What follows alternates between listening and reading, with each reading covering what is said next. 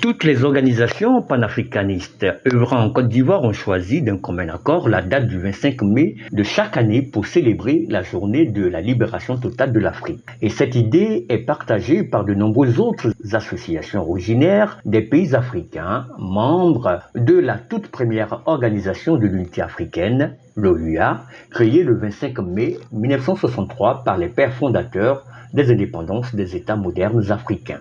Le coordonnateur de l'organisation panafricaniste, Blalet, l'Ivoirien Tengue Foué, expose ici les raisons du choix de cette date symbolique. On a décidé qu'en considération de l'idée que Kwame Nkrumah avait émise, désormais, la date anniversaire de l'OUA, qui est le 25 mai, allait être consacrée journée de libération africaine. Aujourd'hui, on nomme cette journée internationale de l'Afrique. Nous ne sommes pas en faveur de cette dénomination-là, parce que nous pensons que cette dénomination lui enlève toute sa sève révolutionnaire, militante, et la responsabilité qui, pour nous, jeunes générations d'aujourd'hui, d'assumer le combat de nos pères fondateurs, parce que ça lui enlève tout son sens. Journée internationale de l'Afrique ne veut rien dire.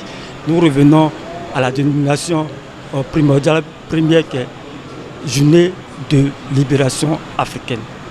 Pour marquer l'événement et le garder de plus en plus vivant dans les mémoires des jeunes générations d'Africains, la structure Blalet et les organisations sœurs du pays ont concocté un programme d'activités de réflexion couronné par une conférence de haut niveau.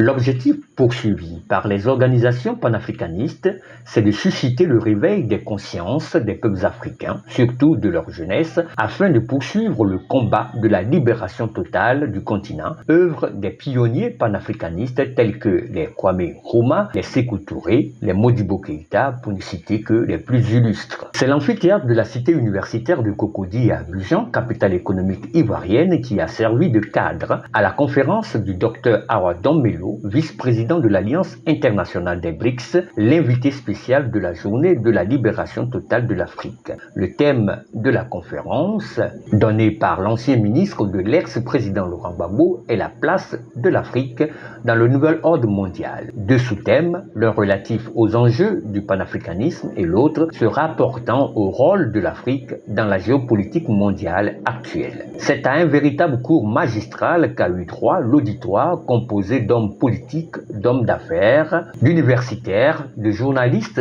et d'étudiants. Le docteur Awa Dombello, sans langue de bois, comme à son habitude, a partagé son espoir de voir la libération totale prochaine et graduelle de tout le continent africain, vrai berceau de l'humanité et le creuset de toutes les civilisations.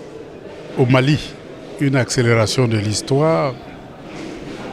Il en a de même au Burkina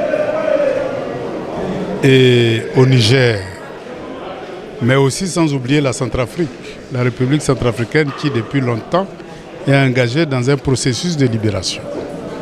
Et donc ces signaux-là, eh bien, ne sont que des amplifications de ce qui s'est passé en Côte d'Ivoire en 2011.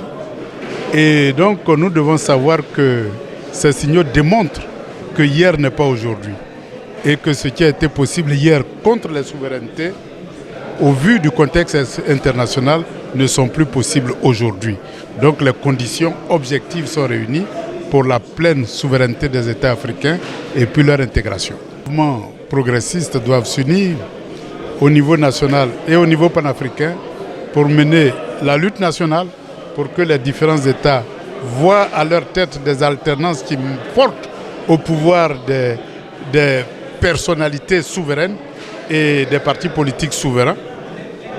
Le Sénégal nous a donné aussi un exemple frappant et nous pensons que la radicalité aujourd'hui a une issue démocratique et tous les pays africains peuvent s'organiser pour accéder à la pleine souveraineté parce que tout simplement la jeunesse africaine aspire profondément à cette forme de rupture radicale avec le monde occidental pour que l'Afrique soit capable de se prendre en charge et de tisser des partenariats stratégiques gagnant-gagnant.